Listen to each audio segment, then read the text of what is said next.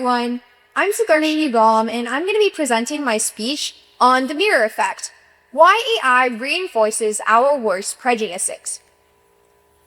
A few weeks ago, I was sitting in the quiet, dimly lit hospital room next to my mom. She had just come out of surgery. She was exhausted, hurting, and completely overwhelmed by the dizzying stack of medical records the nurse had placed on her tray. She didn't want to press the call button and bother anyone, so instead, she picked up her phone and she opened ChatGPT. She typed in the questions that she was too tired to sort out through herself. What should I eat? How much should I move? Is this pain in the side of my stomach a normal side effect or something I should be worried about? And as I watched her, I realized this is what we do now, isn't it? Whenever we're scared, confused, or at our most vulnerable, we ask the machine. We trust it with our health, our choices, and our futures. But as I saw the cursor blink on the screen, as I saw this machine instantly generate answers with absolute unwavering confidence, I began to wonder, what happens when the systems that we so deeply trust have learned to operate from a world that was never fair? I think that a lot of us tend to think of artificial intelligence as something above human bias, something objective and neutral, but it's not.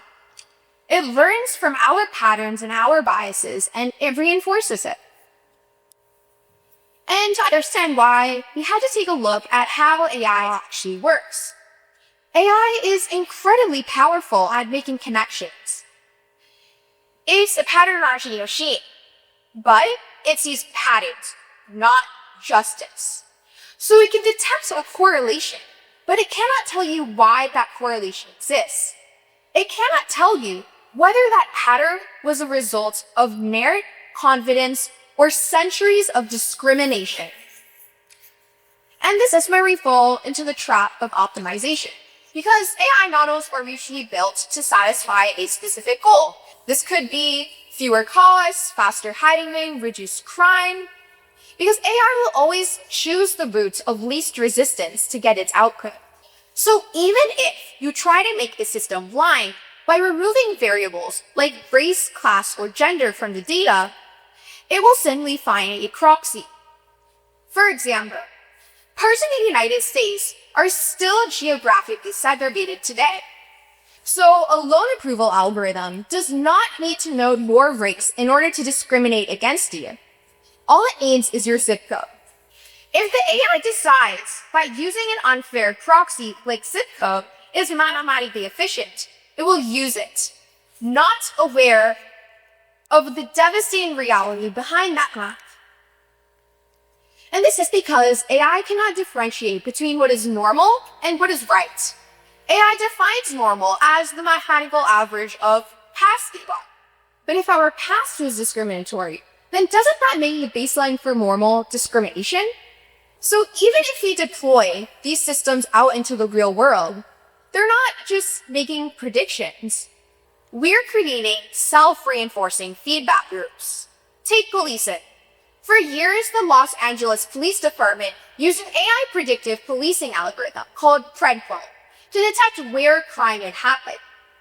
But historical police data already overrepresents neighborhoods that were aggressively policed in the past. So essentially, it's a proxy built on a proxy, biased by housing segregation and decades of unequal enforcement.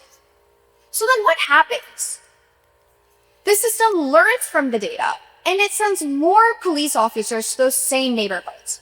And if you send a concentrated police force repeatedly to those same few blocks,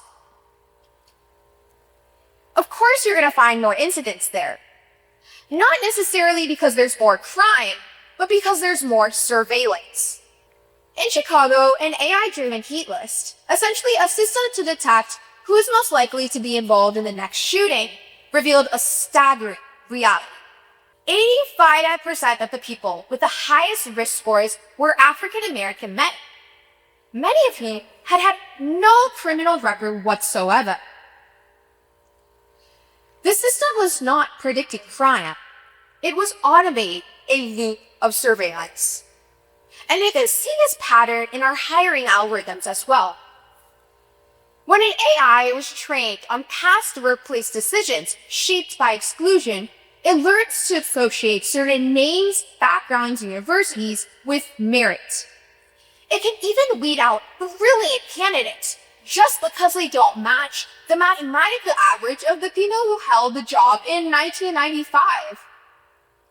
And this loop quietly runs through our hospitals as well. In the United States, there is a long documented history of neglecting women's pain. A 2023 CDC study found that more women were more likely to report severe chronic pain compared to men. Yet, when they went to these emergency rooms, only 38% of these women actually received pain relief medication compared to the 47% men. The AI was inheriting the biases of these clinicians and learned to link gender proxies with higher pain tolerance. So then the AI learns from this data, and it recommends to the doctors to offer fewer painkillers for women. The doctors, trusting this objective machine, then prescribe those fewer painkillers. And this data is then fed back to the machine as the next round of data, reinforcing that false correlation. So what we see here is that what the system recommends becomes what people consume. What the police are sent to becomes what gets found, and what gets recorded becomes the next round of data.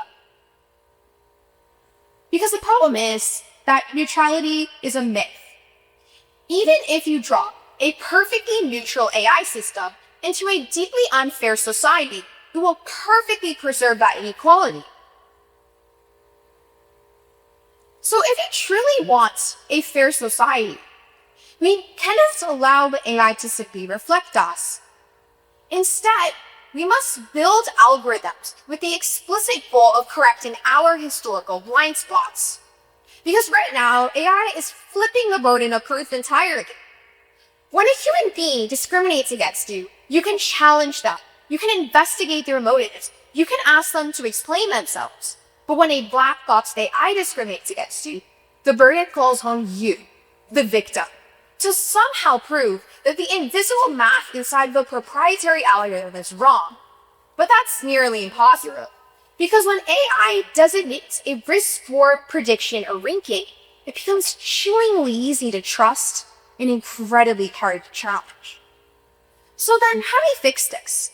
How do we break out of the loop? First, we must stop treating fiction as a bug. We need to start treating it as a key feature in our algorithms. Because right now, the tech industry is obsessed with seamlessness. Everything needs to be instant, automatic, frictionless.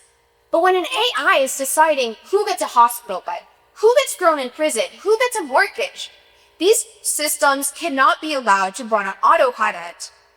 We must introduce the friction of human judgment. Second, we must completely change our understanding of diversity in tech. Because when a homogeneous team of engineers is building an algorithm, they'll ask the questions, is this model accurate? But when a diverse team of engineers is building an algorithm, they'll ask, is this model equally accurate for women? What about low income communities? Are there hidden variables acting as proxies for race in the code?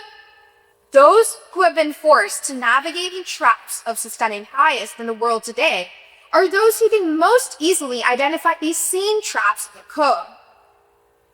Having those most closest to exclusion audit these systems is not a matter of social justice, but rather scientific rigor.